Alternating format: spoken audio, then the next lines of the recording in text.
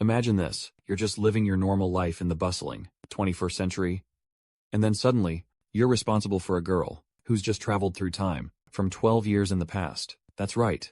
This story follows Su Cheng, our unsuspecting protagonist, who finds himself in a truly bizarre situation, caring for a girl from the Tang dynasty, who literally appears out of nowhere, drenched and utterly clueless about modern life. His biggest challenge? Teaching her how to survive in today's world. Like, why wandering around at midnight like a ninja? Or why unsheathing her sword over a minor inconvenience is a huge no-no. But trust me, the journey to transform this ancient Tang dynasty woman into a modern, 21st century individual is going to be wild. The story kicks off on a rainy evening, in a bustling metropolitan city.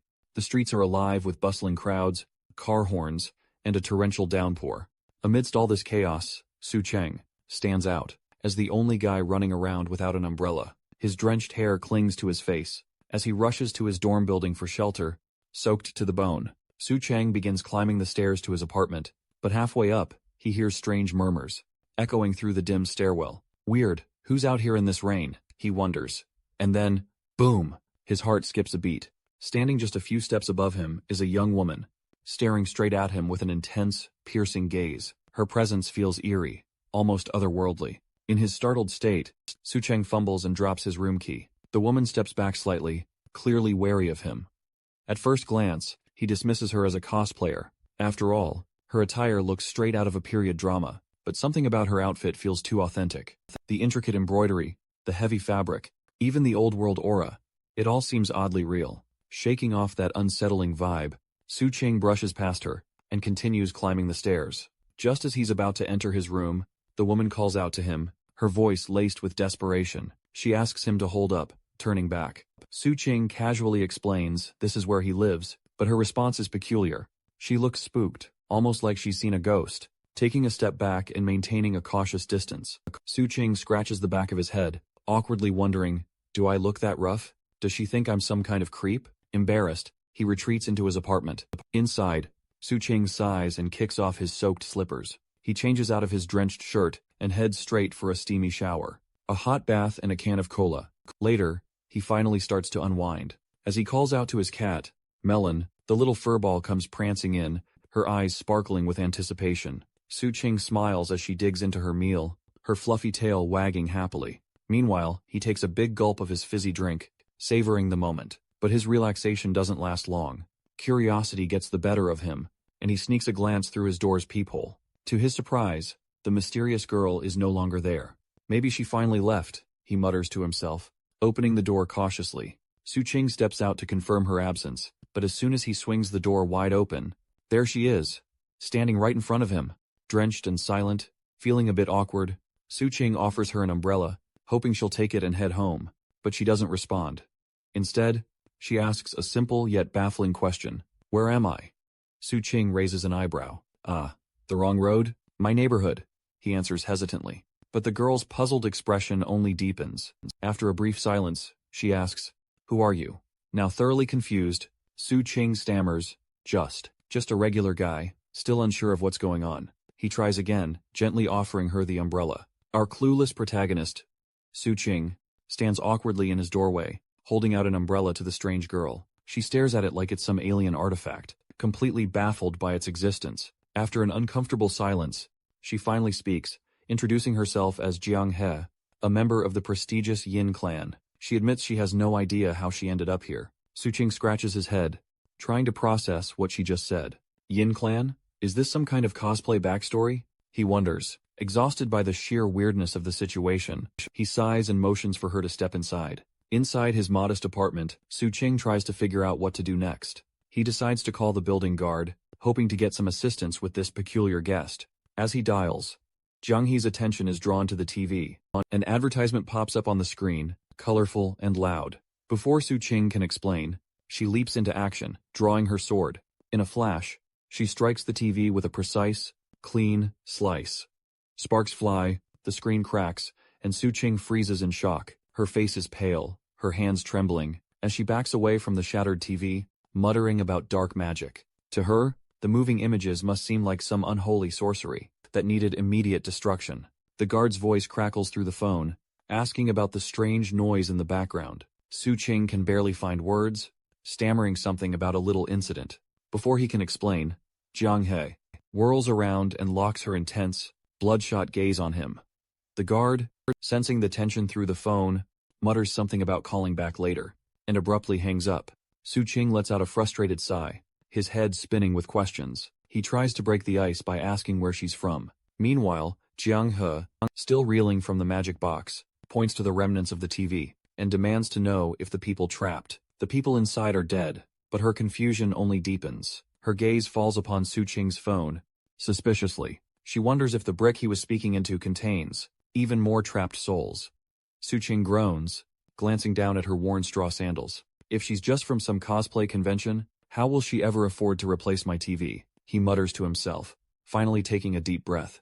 He raises his hands in a calming gesture. Okay, listen, I'm not going to hurt you. Let's just put the sword down. Jiang He. She hesitates, but eventually retrieves her sword from the broken TV, and sheathes it.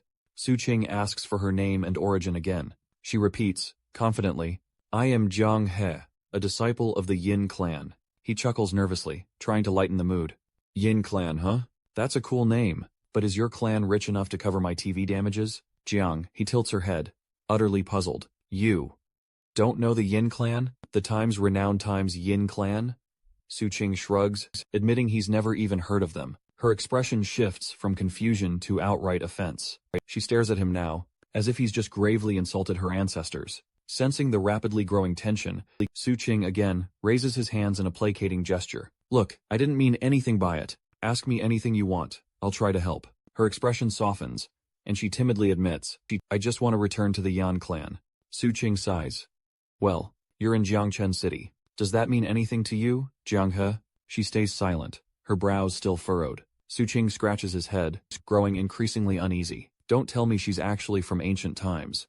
That's impossible, right? Desperate to make sense of her utterly odd behavior, he decides to test her.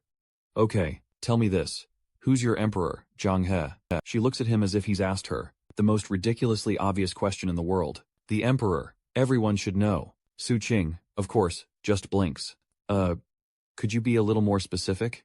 Who exactly is this everyone should know? Her answer, or complete lack thereof, leaves Su Qing utterly speechless. She stares at him, clearly baffled by his ignorance. As their conversation continues, the girl hesitantly asks Su Qing, is it currently the 16th year of Kai Yuan? Her question makes him freeze in absolute shock. Intrigued, Su Qing quickly pulls out his phone and starts frantically searching for information.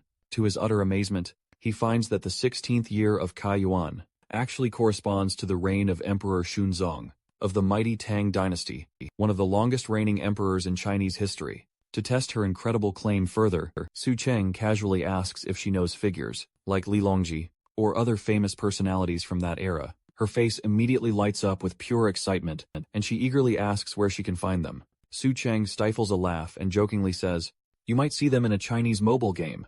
But before their conversation can continue, the sound of someone at the door sharply interrupts them. A delivery man calls out, announcing the arrival of food. The girl immediately reaches for her sword, ready to confront the so-called intruder. Su Qing panics and rushes to calm her down, waving his hands frantically. No. It's just a delivery guy bringing food. He's not a threat. Lady Jiang pauses, but still looks wary. A servant? She asks. Su Qing sighs and explains, not exactly. He's just here to drop off food I ordered. As the delivery man hands over the food, Lady Jiang watches the entire process, with a mix of intense curiosity and utter confusion, her eyes wide, as if witnessing some kind of sorcery. Su Qing sets the food down and asks if she's hungry. Want to try something? It's good, he offers. But Lady Jiang nervously shakes her head, stepping back toward the door. She glances around the apartment, and then, out of nowhere, asks, why does everyone here have such short hair? Are you all exiles? Su Qing almost chokes on air. He's totally blindsided by her wild question. He tries to reassure her, forcing out a nervous laugh. Oh no, it's totally just a fashion thing. Trust me, we're definitely not exiles. His mind, however, begins to race. Hold on. What if she did attack someone when she first got here? His pulse quickens, and he blurts out a question. You didn't hurt anyone, did you? Lady Jiang quickly denies it, explaining that she was only hiding in the shadows, to simply avoid being seen. Feeling a huge wave of relief, Su Qing takes a deep breath and unwraps his burger. He takes a big bite. But before he can even enjoy it, Lady Jang steps closer, her eyes glued to the food. What times is times that? She demands, pointing at the burger. Su Cheng, still chewing, mumbles, it's just food. A burger. You want some? She shakes her head firmly, but can't tear her gaze from the sandwich. Su Cheng shrugs and grabs a can of soda. If you're not hungry, at least try times this asterisk. It's super sweet. You've probably never had anything like it before. Lady Jang's expression immediately hardens. Are you mocking me? She snaps, glaring at him. No, no, Su Cheng says quickly, waving his hands in frantic defense. I'm just offering, that's all. Their bickering quickly escalates, with Lady Jang accusing him of disrespect, and Su Cheng desperately trying to explain himself. In the middle of their heated squabble, Su Cheng accidentally knocks over his can of soda, and the fizzy liquid spills out across the floor.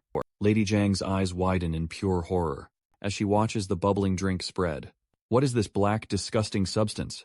Were you trying to poison me? Su Cheng starts sweating bullets, shaking his head furiously. It's not poison, it's just a drink. Look, I'll prove it. Before she can draw her sword times again asterisk, and Su Cheng quickly grabs another can, rips it open, and takes a big gulp.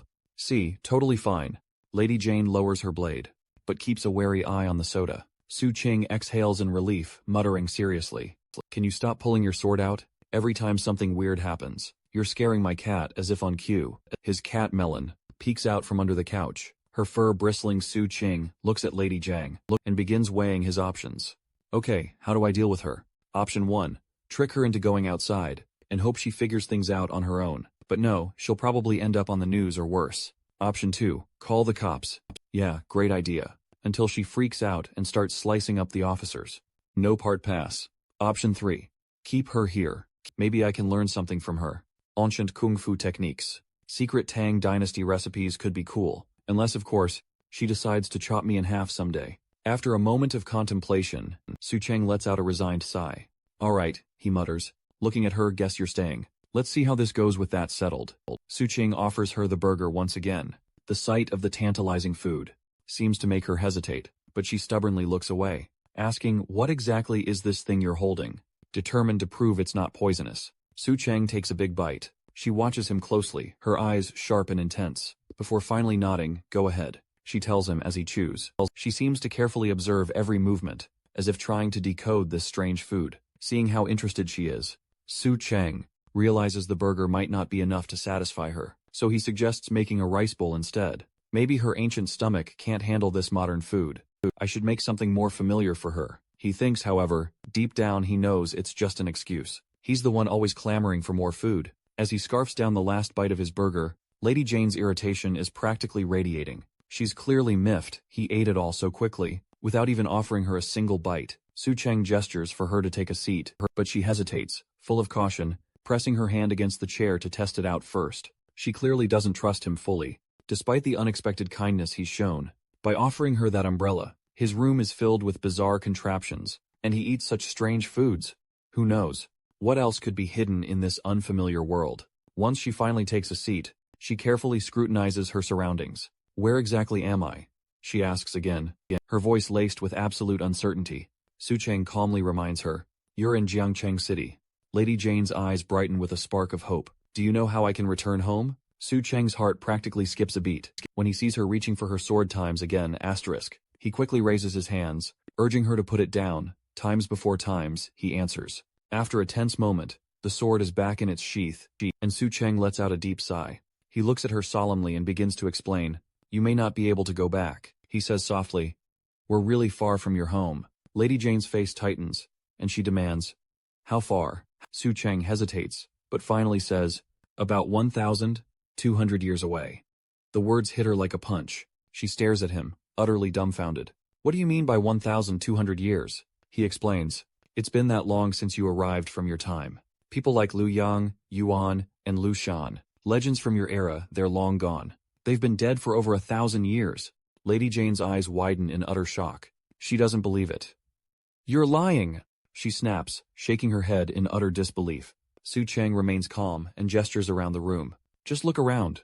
Nothing's the same. This world runs on its own wild rules now. Now, sure, it might seem cool once you get the hang of it, but it's also incredibly risky. Despite his explanation, Lady Jane remains entirely unconvinced. In a sudden burst of frustration, she whips out her sword again, pointing it straight at his face. Su Cheng stays perfectly calm, his voice unwavering. You might want to stop brandishing that sword around. That's actually against the law, you know. You really should learn the rules of this era. Lady Jiang pauses, mulling over his words, then finally asks, why are you even bothering to help me, anyway? Su Cheng scratches his head, clearly struggling to find the right words. Well, it's kind of like how I help my fluffy cat, Melon. She was struggling to survive out in the big, scary world, and I just felt like I absolutely had times to help her. The words come out all wrong, and Lady Jiang's face tightens, visibly irritated. You're comparing times me times to a times cat asterisk? Realizing his colossal mistake, Su Cheng quickly tries to clarify. No. I mean, I didn't even think twice about helping you because you were in serious trouble, just like Melon. But you're definitely times not times like a cat. I swear. Lady Jiang just stands there, absolutely fuming for a moment. But then, after a tense pause, she calms down a little. Her sharp gaze softens. All right, maybe you're not such a bad guy after all. You let me in. You offered food. That's more than most people would ever do. So, why did you help me? Our hero chuckles, admitting that meeting such a quirky, ancient girl like her isn't something he experiences every single day. He's genuinely curious about her. And he adds, if our roles were reversed, you'd probably be just as curious about me. Lady Jiang quickly shuts him down with a stern look. If someone as strange as you showed up in my times era, the chief would have chopped you down right away. Su Cheng reminds her, this era is all about peace and love, remember? No need for any violence. As long as you're here, you've got to follow the rules. Don't hurt anyone. And definitely don't destroy anything. He gives her one final, stern reminder before turning away. If you want my help, it's yours. But if you prefer to wander off on your own, that's entirely up to you. Just don't hurt anyone, or you'll get arrested. Lady Jiang suddenly finds herself in a really tough spot. She doesn't want to stay, but with no other options, she's cornered. Su Cheng sighs, then offers a compromise. If you want to stay, I can order you some food, but you'll have to leave your sword behind. I don't want to get arrested either. You know. With a heavy sigh, she reluctantly drops her sword. With that settled, Su Cheng starts brainstorming. What kind of food could he order for her that wouldn't freak her out? He briefly considers mooncakes, but quickly changes his mind. Rice and buns seem like a much safer bet.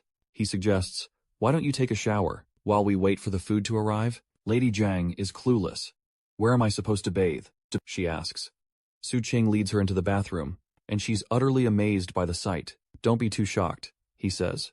There are plenty of surprises here, and everything's perfectly safe. He points to the shower and explains, this is how you wash yourself. She stares at it like a curious puppy, and after a moment, tries it out. Su Cheng can't resist. Capturing her bewildered expression on his phone, he introduces her to shampoo and the mind-blowing concept of a toilet. She's totally bewildered, but undeniably intrigued. Su Cheng waits outside, rummaging through his things, to find something suitable for her to wear. In the midst of this, he accidentally opens the bathroom door while knocking. Realizing she doesn't know how to lock it, he informs her there are no women's clothes available, so she'll have to wait for new ones. He quickly teaches her how to lock the door, and she promptly kicks him out, as she enjoys her first ever shower. In this modern world, Su Cheng wonders if any of this is even real. He picks up her sword and examines it carefully, considering having an expert check if it's authentic. Lady Jiang emerges from the bath, now dressed in a brand new outfit. As Su Cheng continues with his task,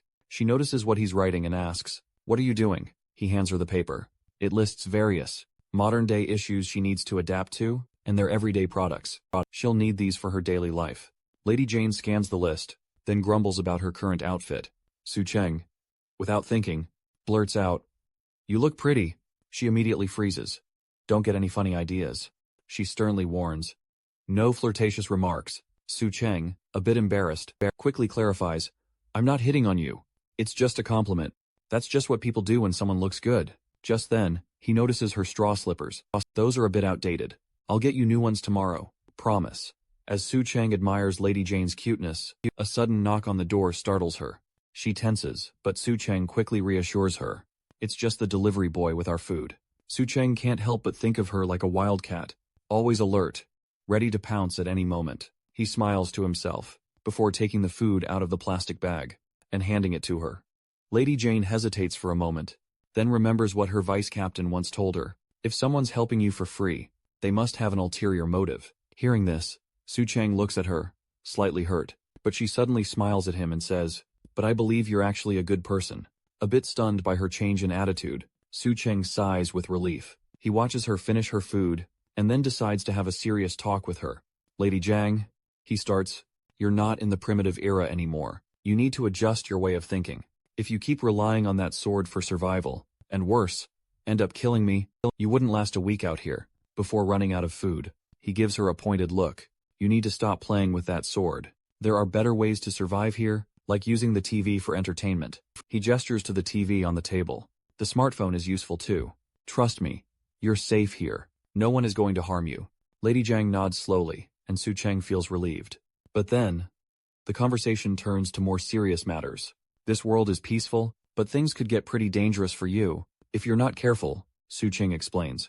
"For example, if you just walked into a royal castle with your sword drawn, they'd probably throw you straight into jail. And the same goes for almost anywhere else in the world right now." Lady Jiang listens intently, her curiosity piqued. "What do you mean? Why would that happen?" she asks. Su Cheng continues, "It's because there are rules now. You also need something, called an ID card, to prove who you are. Cops might stop you and ask for it, so the first thing I need to do is help you get one. Otherwise, you're gonna stick out like a sore thumb." Lady Jiang looks confused. "Am I, like, some kind of refugee here?" she wonders. Su Cheng shakes his head. "It's actually worse. The consequences are serious. If you get caught without an ID, it's not just about fitting in, it's about keeping yourself safe." Lady Jiang's eyes widen in fear. Su Cheng quickly tries to calm her down. "Look, meeting someone from 12 years ago isn't exactly something that happens every day. I'll help you, but you've got to cooperate with me." She remains hesitant, still not sure she can trust him. "I just want to go back home," she mutters. Su Cheng sighs. "I know, but it won't be easy for me to help you if you don't cooperate. Our best shot is for you to follow my lead." Lady Jiang reluctantly agrees, asking, "What do I do first?" Su Cheng doesn't waste any time. "First off, never pull out that sword again." They fall into a brief silence, and Lady Jiang suddenly looks around, her curiosity returning. "Where's your wife?" she asks, clearly hoping to find someone she can gossip with. Su Cheng freezes, then awkwardly admits, "I'm actually unmarried."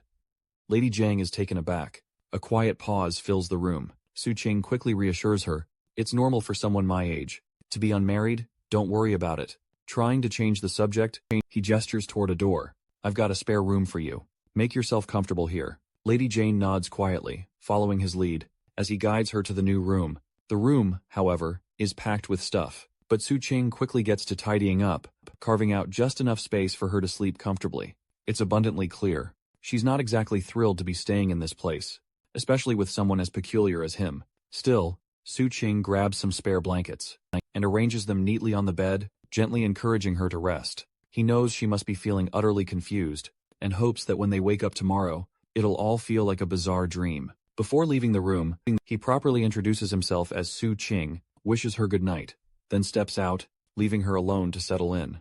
Lady Jiang first places her sword beside the bed, then sits down, staring at the cozy bed. When midnight strikes, Su Cheng finds himself wide awake, restless, reflecting on the day's chaos. He'd been rejected in job interviews, then it started raining. But he somehow made it home, only to meet a girl, who unsheathes her sword every time she feels threatened. He shakes his head, and decides to put it all out of his mind. "Forget it," he mutters, then goes back to sleep. Tomorrow, he has a lot to handle. The next morning, Su Cheng wakes up and checks his phone. It's already 10 a.m. He jolts awake, suddenly remembering the strange lady. Panicking, he looks around and spots her sitting there, which confirms it wasn't just a dream after all. He gathers himself, smiles, and wishes her a good morning, asking why she's up so early. She reminds him it's almost noon. Su Cheng, trying to get back on track, asks if she's hungry. She nods, though she says a little rather suddenly. She then starts rummaging through her chest, then hurries back to her room. She returns, holding 2 silver pieces, and hands them to him, saying, "You can use these to buy food." Su Cheng stares at the silver in his hands, utterly amazed. He knows silver isn't worth much, but he wonders if she has any gold. "I could trade that for cash, and even help her get an ID." She then pulls out another piece of that stone, but Su Cheng quickly tells her to keep it safe, reminding her she can't go outside just yet. He looks her over, estimating her size, and promises, "I'll buy you some clothes later. I'll bring back food too." With that, he heads to the bathroom to freshen up. Once ready, he heads to the shopping center to pick out some clothes for her. After browsing through several options, his eyes settle on a dress, and he tells the attendant, "I'll take that one." While shopping, he spots some bras in the distance, but hesitates. "I can't buy those alone," he thinks, feeling utterly embarrassed. After about an hour, he finishes his shopping, holding a few bags of women's clothes and cosmetics. He's not thrilled about carrying them, but it's necessary.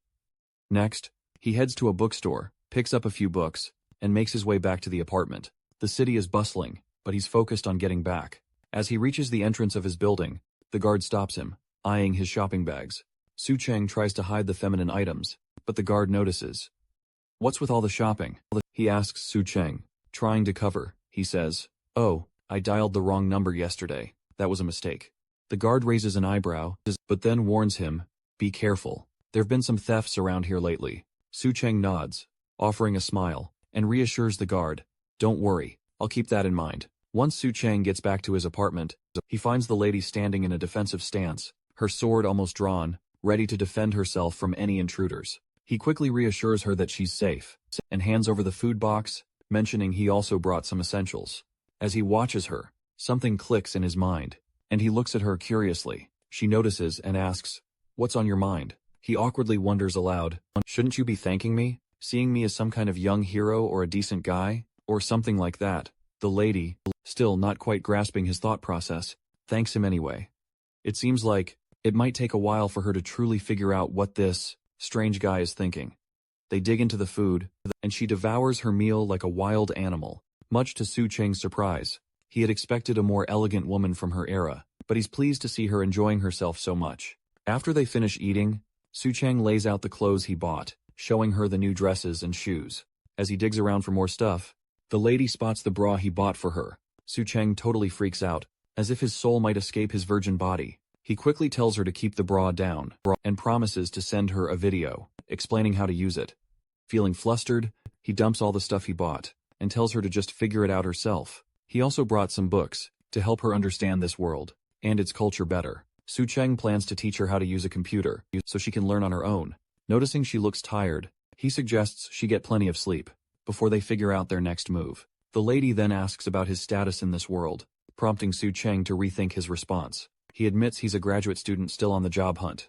It's funny how, despite being unemployed, he's still able to splurge on fancy clothes and cosmetics. The lady begins to think he might be some rich kid, but Su Cheng quickly shuts that down, saying he comes from a poor background. Then she wonders if he could be a landlord or something. Su Cheng, feeling the need to change the subject, watches her as she dives into the books. However, when she flips through some pages and sees pictures from her era, tears well up in her eyes.